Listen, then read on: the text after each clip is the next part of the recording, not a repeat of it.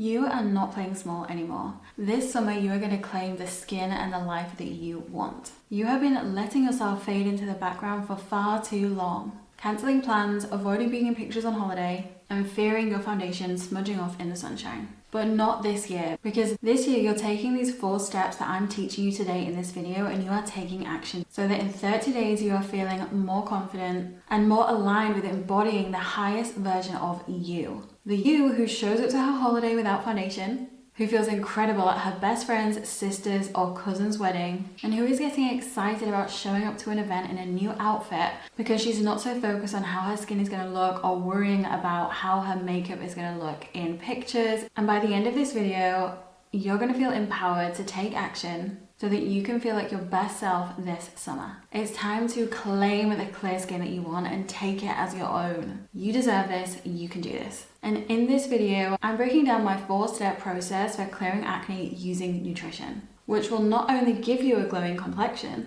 but will give you vibrant energy, better sleep, better digestion, and a healthy gut. This is not just a physical glow up on the outside. This is a physical glow up from the inside out. So if you're ready to be an energized, hydrated, and queen this summer, then keep watching. The first step with clearing your skin with nutrition is going to start in the basics. Step 1 is going to be your Clear Skin Nutrition Basics 101. And we're bringing it right back to the basics here because so many of the women that I work with feel like they're already doing everything when it comes to their nutrition, but it's just not making a difference. But the truth is, I've actually never seen a diet diary from a client who doesn't need tweaking in some way or another. And it was the exact same for me. When I had acne, I felt like I was doing everything right. I was watching nutritionists on YouTube at the time. I was vegan. I was reading all of the health books from doctors and nutritionists and even functional medicine specialists who were telling me to do one thing, but my skin, my energy, my sleep, and my anxiety was literally giving me symptoms and signs that this just isn't working for me. So we want to bring it right back to those basics. And the first one is going to be just making sure that you are eating enough. When we have acne, now is not the time to be skipping meals. It's not the time to be intermittent fasting. It's not the time to be drinking coffee on an empty stomach. And I know that you feel like you're doing the best thing for your skin when you are drinking a spearmint tea or a lemon water instead of breakfast because you really have no idea what to eat. But actually that's adding more stress onto your body. So what we want to do is we really want to focus on eating a balanced plate. So when you get your plate and you're looking at the meals that you're eating, we really want to be asking ourselves, does this meal have protein? Does it have complex carbohydrates? How much fiber does this meal have? And can you see that there's lots of different colors from all the different vegetables that you're eating? And we definitely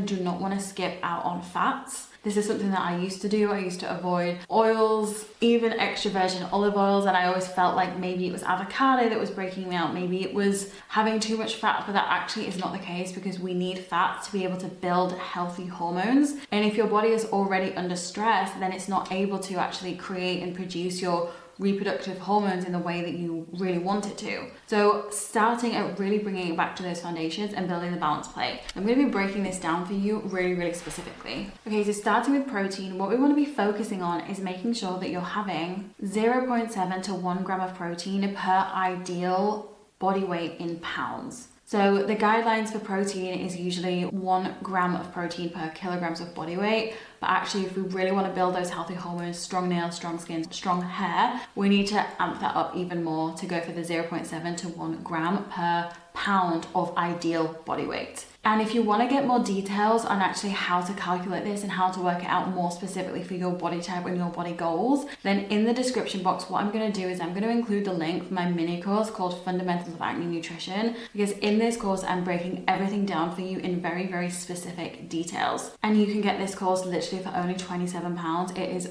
cheaper than your brunch meal. So don't skip out on this one because it's going to give you all of the tips, all of the advice, and all of the specific suggestions that I use even with my one-to-one clients when it comes to clearing your acne. And this is information that you can literally use for a lifetime. And when we think about using the balanced plate as it comes to protein, the easiest way of looking at this is when you actually look at your plate and your meal, you want a quarter of that plate, a quarter to a third of that plate to actually be your protein. So this could be your animal protein like your chicken, your turkey, your beef, your steak. It could be oily fish like salmon, it could be your eggs, and then from a plant-based perspective this could be your tempeh, maybe even a little bit of tofu. We could do chickpeas, kidney beans, lentils, just really making sure that you're getting your protein with every single meal. And next we have fat. So your fats need to be 0.3 to 0.6 of fat per pound of your ideal body weight. So this will average around 60 grams of fats per day. So we definitely don't want to be skipping out on fats. And the best way to do this, I found, is to take extra virgin olive oil and just drizzle that on top of your vegetables, because not only is that going to give you the fats that your body needs, it's going to mean that you're able to actually absorb your fat soluble vitamins from your vegetables. So this could be like vitamin A, vitamin E, and vitamin D and vitamin K. We need fats to be able to absorb those vitamins, and we already know how essential vitamin A and vitamin E are for your skin cell turnover, so do not be skipping out on your fats. So this is going to be things like your avocado, your extra virgin olive oil. We can do olives, coconuts, there's some fats in nuts and some fats in seeds. And then we also have our animal source, so there's different types of fats in your animal sources. So for example, your meats, your oily fish, which is going to be your omega-3, so that's more of a fatty acid. We just want to be incorporating a variety of these different fats into your nutrition. Okay, so we're looking at the plate now. We have 1/4 to 1/3 of the plate as protein. We know that we're prioritizing fat, so this will be around a thumb size portion per meal. And then we are looking at our carbohydrates. So when we think about carbohydrates, sometimes people get confused between carbohydrates and gluten, because a lot of the simple carbohydrates do contain gluten. So these are things like white bread, white pasta, pastries, cakes, any sort of baked goods. These are all gluten containing simple carbohydrates. Whereas those aren't necessarily the best carbohydrates that you want if you really want to clear your skin, because they do have a higher glycemic index. Not only do they contain gluten, which is quite inflammatory, a lot of them are also containing sugar, especially if it is more baked goods and more sugary foods. So what you actually want to do is, we are not cutting out carbs. Carbs are essential for building healthy hormones. Your body needs carbohydrates. If you have acne, we are not cutting out carbs. I just want to make that really, really clear. So instead, we're focusing more on complex carbohydrates. So what this is, it's going to be your fruits, your vegetables, yes, but we want to take that a step further, because you're not likely going to get your daily intake of carbohydrates just from eating fruits and vegetables. We also want to be looking at your root vegetables, which are really, really high in different minerals and different fibers. We can look at your whole grains and also your legumes, beans, lentils, and things like that. So for example, we've got white potato, and I would suggest keeping the skin on it. We don't need to demonize white potato. It is literally filled with minerals, but we just want to make sure that we're not deep frying it, right? We want to boil the potato, or we can make homemade chips, and if you cook it, leave it to cool, and then reheat it, that's even going to be even better on your blood sugar. Of course, we have sweet potato. Sweet potato is an interesting one, because we always want to leave the skin on it for sure, but if we bake it, that is going to increase the glycemic index, and if we boil it, that's going to keep the glycemic index at a medium level. So be wary of baking your sweet potato, and really focus on boiling it or cooking it into meals. You can cook it into curries, stews, and different things like that, but we definitely want to be getting in sweet potato. We can also do butternut squash as another root vegetable, and then whole grains. We've got brown rice, we've got quinoa, we've got buckwheat, all these different types of gluten-free whole grains. And if you aren't necessarily reacting negatively to gluten, we can look at some of the more gluten-containing whole grains like spelt. And then we also have legumes, so these are things like lentils, chickpeas, kidney beans, veloute beans, all those different types of beans that you could use as really good bases of curries. I would say you can still have your chickpeas and your legumes with some sort of root vegetable. Okay, so when it comes to carbohydrates, I would say roughly aim around 200 grams per day of carbohydrates. So this is going to be the grams of carbohydrates, not the grams in weight. So what you're doing is you are getting your carbohydrates from your fruits and vegetables, yes, but also from your whole grains, your root vegetables, and your lentils and legumes. And looking at this from a balanced plate perspective, your complex carbohydrates, which will be the whole grains, the root vegetables, or the legumes, is going to make up around 1/3, so 1/4 to 1/3 of your full plate. And then, okay, so we've got 1/4 to 1/3 of the plate as protein, 1/4 of 1/3 of the plate as complex carbohydrates. We know we've got a thumb-sized portion of fat, so what is filling the other 1/3 to even 1/2 of that plate? That is going to be your vegetables. So if you're not already eating many vegetables because maybe you get bloated, then definitely start small with this and start with vegetables that you feel like your body tolerates quite well, and make sure that you are cooking, steaming, steaming your vegetables, and that you're not having them raw, because that is going to be a lot harder on your body to actually digest. But you don't want to be skipping out on your vegetables, and even though it's great, fill 1/3 of your plate with broccoli. Can we do at least 3 different? So yes, we can do broccoli, which is going to be great. That's going to be great for your estrogen detoxification. It's great for your liver, amazing. It's also high in vitamin C, it's high in potassium, all the things that your skin love. Keep the broccoli in, but we want to add that with maybe cauliflower, maybe some carrots, maybe even some beetroot. You can get the cooked packets of beetroot from the supermarket. You can do some roasted peppers. There's so many different ways that you can include a variety of different vegetables in with your meals, because what you're doing is you're needing 1/3 of the plate, right? So how can we fill that 1/3? and then take it next step further and don't even half of the plate. We're drizzling the olive oil onto those vegetables. And assuming that your meal is just broken down as vegetables, carbohydrates, proteins, and then drizzled with some fat, that's generally not actually how I build my meals. I will take this method, and if you do get your hands on the Fundamentals of Acne Nutrition course, you will also be able to get the specific grams and even cup sizes of the portions that you can include in your actual meal, so that you can take your ingredients and use them as creating actual meals. And then you can start cooking with a ton of different herbs, spices, and make your meals incredibly flavorful. So we don't just have to, one thing that I don't want you to do, because it's gonna be incredibly boring and feel really repetitive, is to just do, okay, chicken, and then we've got broccoli, cauliflower, carrots, and then we've got boiled potatoes, we'll drizzle it with some olive oil and then some salt. That's gonna get really boring really quick. That's something that I used to do in the beginning when I first started to learn how to build this plate. Now take those ingredients, turn them into a real recipe, because your herbs and your spices are also going to do incredible things for your skin. Flavor your food. That is the secret to eating healthy and continuing to eat healthy. Your foods are not going to be boring. In fact, take your favorite meals and you can look at the ingredients and you can just tweak the ingredients. One thing that I like to say is, whenever you are having a meal which contains chopping and cooking onions, which is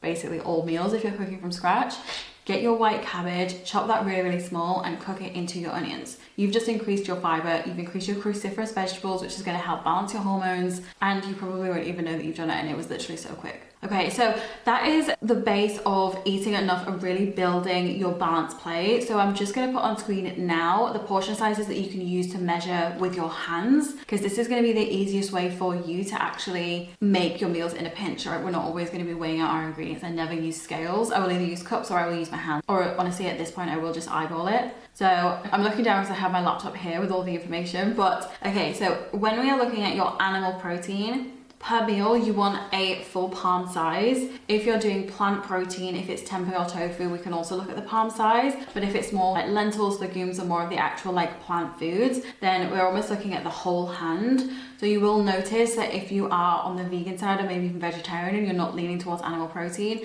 your carbohydrate load is going to be higher. If you don't have an ethical viewpoint towards animal protein, then definitely keep that in, because that protein is going to be so beneficial for your skin, your hair, your nails, your hormones, literally everything. So your blood sugar, which I'll come on to next. So that is the next thing, okay? Palm size for animal protein, hand size for plant protein. And then with your fats, we're looking at the thumb size. So this is going to be your thumb size. For your carbohydrate portion, we're looking at your fist, the fist. And then for your vegetable portions, we really want to be having at least, so your fist here, that's going to be one portion. So we're going to do at least 3 fists, so then that should build up your plate. So if you are creating a meal, you can look at the amount that you have. And if you're spreading it over 2 portions, you would just obviously double it. You might start realizing that actually you're eating quite a lot more food, because the volume of vegetables that you're eating makes you feel fuller quicker. This is how I eat every single day. This is how I get my clients to eat. So you can build to this gradually, but that is what you want to focus on to help you clear your skin. Number 2 on the 4 steps to clearing your skin through nutrition and having your nutrition glow up within 30 days is going to be balancing your blood sugar.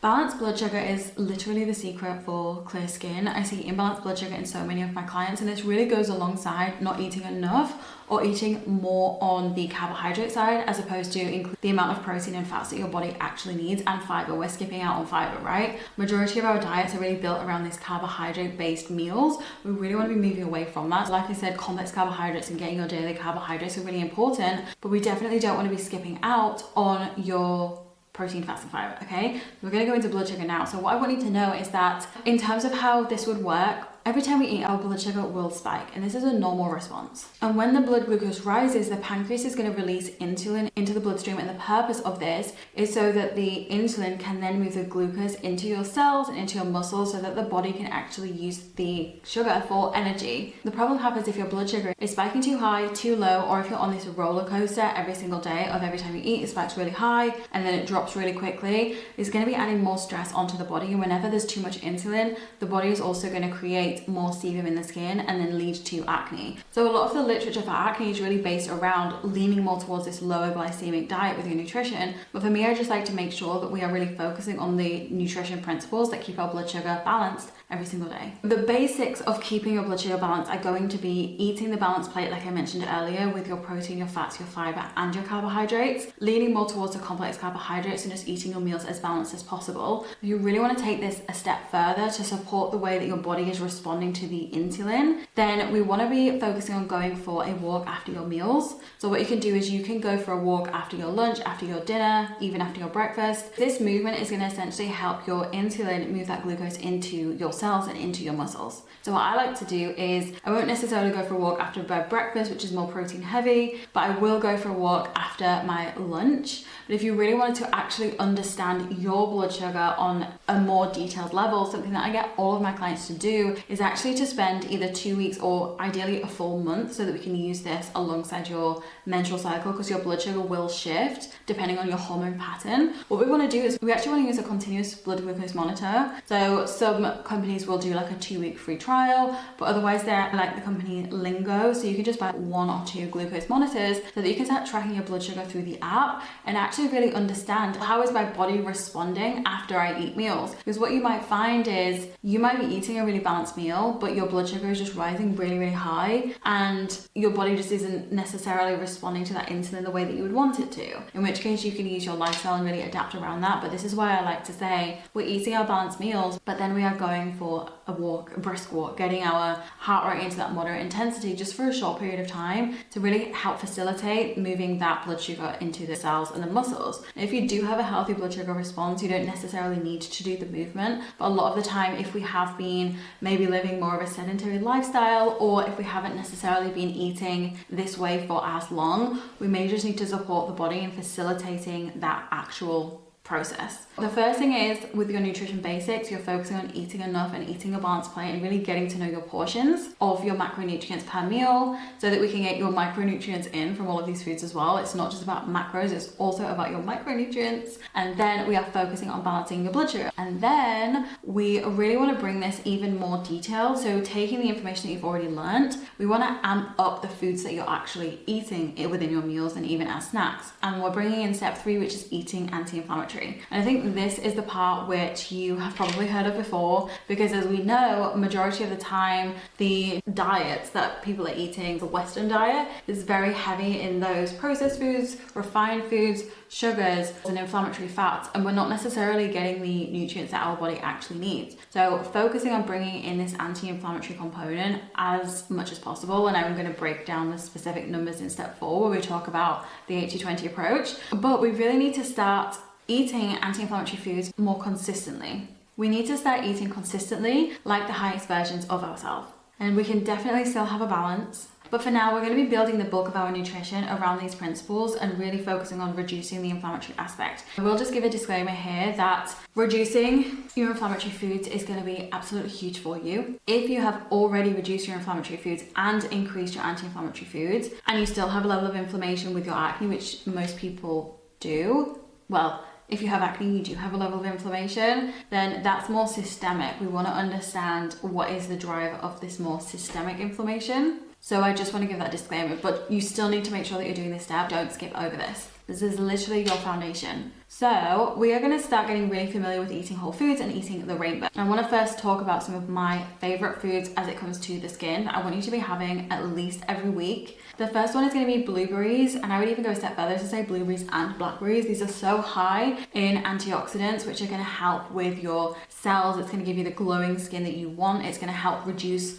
what's referred to as oxidative stress, which I'm seeing actually more and more with clients. The more blood tests I do, the more I see that there is a level of oxidative stress within the body. So what we want to do is we want to increase your antioxidants, and blueberries and blackberries are an incredible way of doing that. So I have had blueberries every single day, at least I would say half a cup of blueberries every single day for years now. They are a non-negotiable. You can have them frozen, you can have them fresh. The next one is salmon, because this is going to be so high in your omega-3s. Omega-3 is an essential fatty acid, and this is going to help reduce the inflammation on your body. So When you are eating more of an inflammatory diet, we're getting a lot of omega-6. So this is going to be throwing out your omega-3 to omega-6 ratio. If we have low omega-3 and really high omega-6, then that is the inflammation. That is just driving inflammation.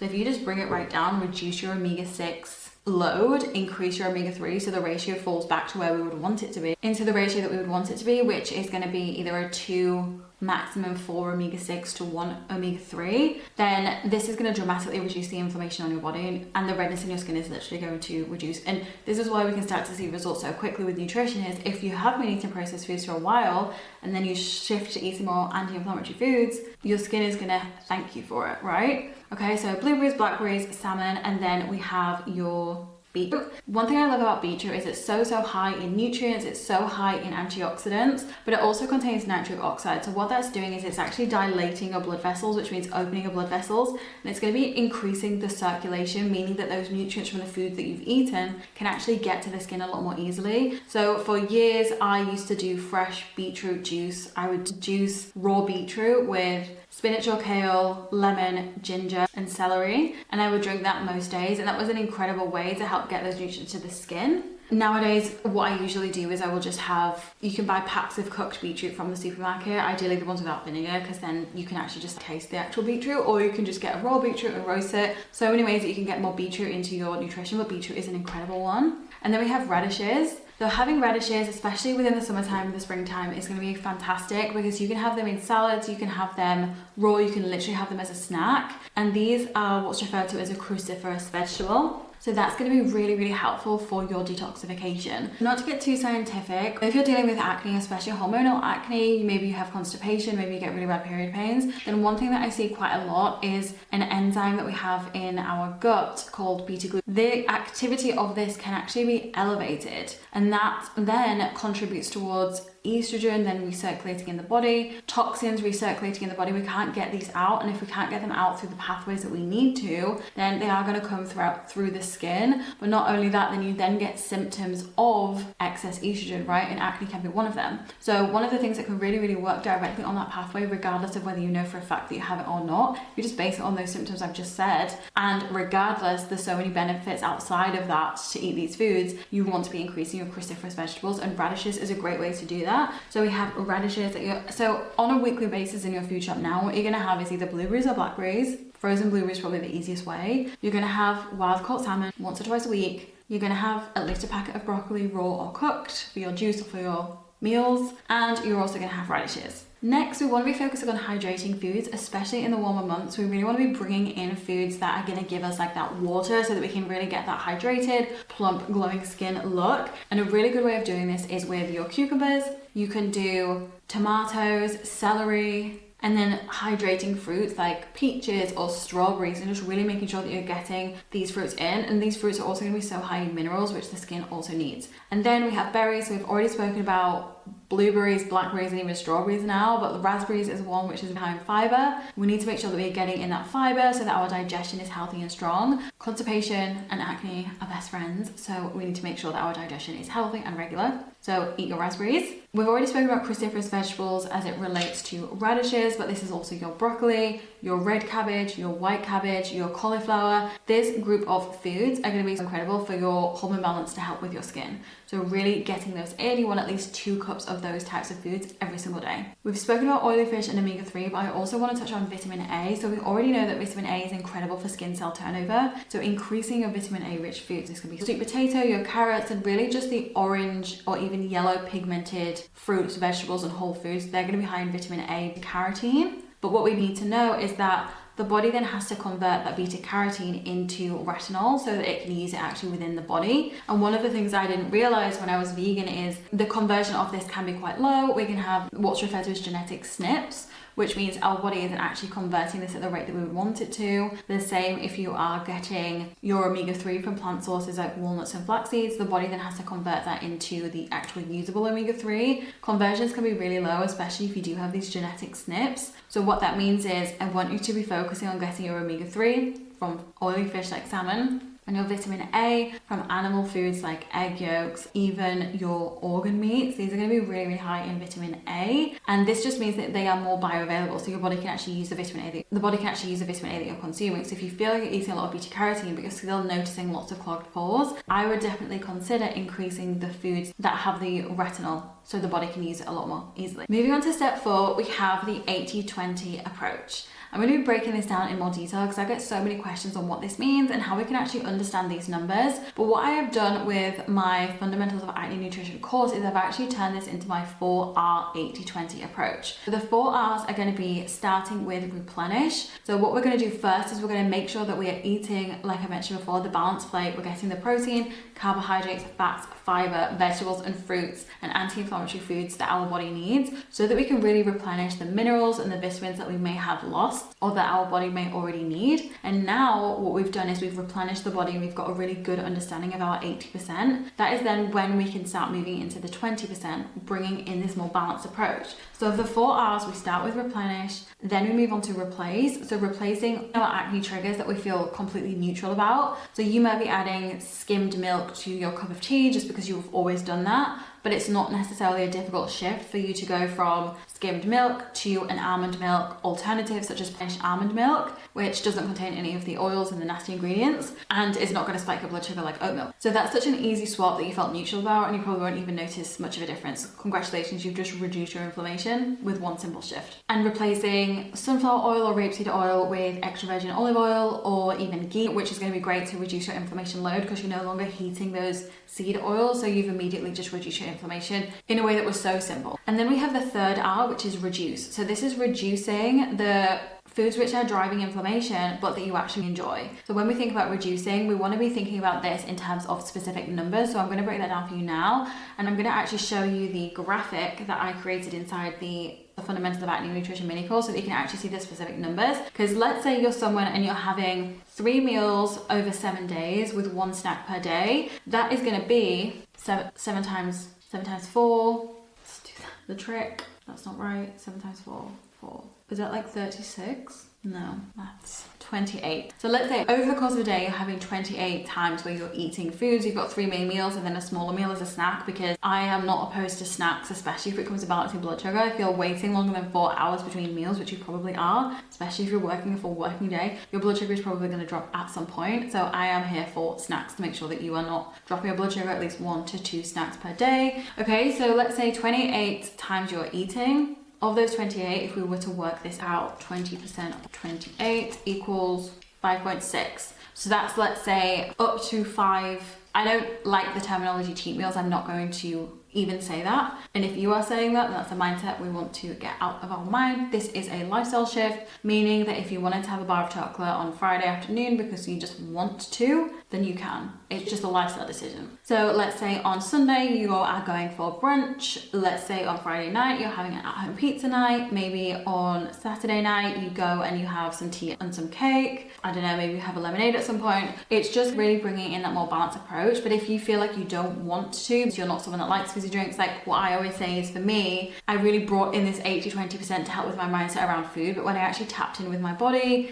really tapping into who is the highest version of myself, I'm not eating 5 different sugary foods every single week just because I can. I definitely take more of a 95% approach, and instead I will, even though I have dessert every day, I like to have alternative desserts. I like to have my yogurt with my fruits and manuka honey, so that just makes me feel better. So you can really work this however you want to, but I think for summer it's really good to know, because what this means is that if you are eating all of these really nourishing foods during the week, but on a weekend you have a social occasion that you want to go to and you want to have some cake, you want to have, I don't know, what do people eat? What do I think? Finger sandwiches? Wait, what do people eat? Pizza? What do I have? Maybe a Coke? It's up to you. So we've got the more 80-20 approach. So this is reducing your inflammatory food favorites. Ice cream, pasta, cake. I think chocolate's an interesting one, because for me at this point, like, I love chocolate, but the chocolate that I would reach for would be Hue Kitchen with the hazelnut. If you haven't tried that chocolate, then you need to. 4 ingredients, 80% dark chocolate, and it's just incredible. I don't eat other chocolate anymore. But then on the 4R approach, after we've done replenish, we've done replace, we've done reduce, and then we move into the remove. So what you've noticed now is that even though we are focusing on changing the way that we eat majority of the time, we are actually still eating the foods that we like. We haven't cut out dairy, we haven't cut out all sugars.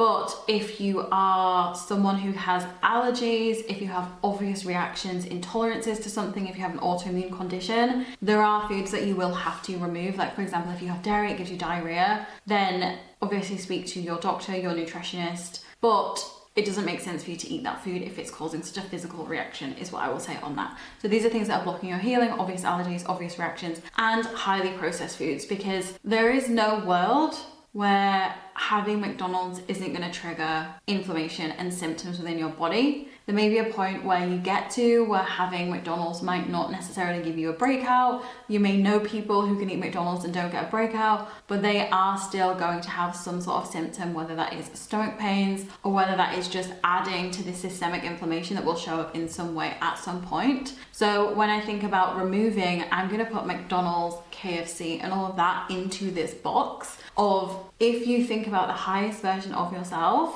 does she eat McDonald's, or does she go to high quality restaurants where she can really indulge in like proper Italian pasta dish, or like a nice sourdough base surrounded by her favorite people? Maybe if you are someone that has alcohol, I don't drink alcohol, but maybe what you want to do is make sure that you're experiencing your glass of wine with, I don't know, a steak or something, making sure that you're matching. That is not my level of expertise, I'm not going to pretend. Obviously alcohol is a different conversation and I personally do not partake, but that is obviously a personal decision for yourself. If you would like me to speak about alcohol and acne and how we can approach alcohol, then by all means I absolutely can. But I just want to highlight here that in terms of the remove category, obviously allergies, obviously intolerances, obviously things that are causing a reaction in your body, and McDonald's and KFC and the greasy Chinese takeaway from down the road. So I have just gone through 4 steps that you can focus on, with quite a significant amount of practical steps that you can start to take and really start to implement to start to transform your skin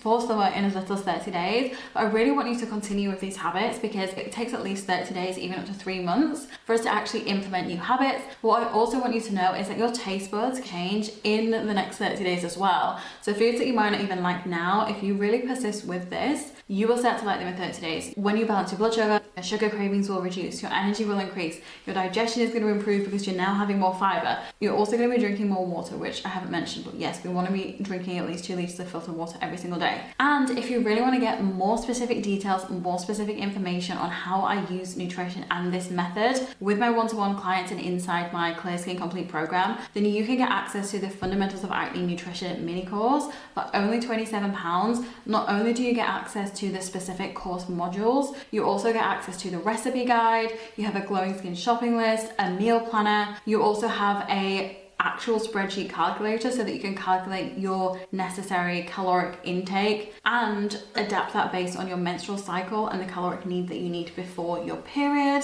There are so many different bonuses, so what I would suggest that you do is scroll down to the description box, click the link there, and just have a read through all the things that you get for £27, less than your brunch meal that you have on a Sunday with your friends. Thank you so much for watching this video. If you like this video and you want to learn more about how you can clear your skin, or really just starting to understand why you're breaking out, then I would really suggest that you watch this video here, where I'm going to be breaking down the top 9 root causes for acne and what that means for you and your skin. I'll see you there.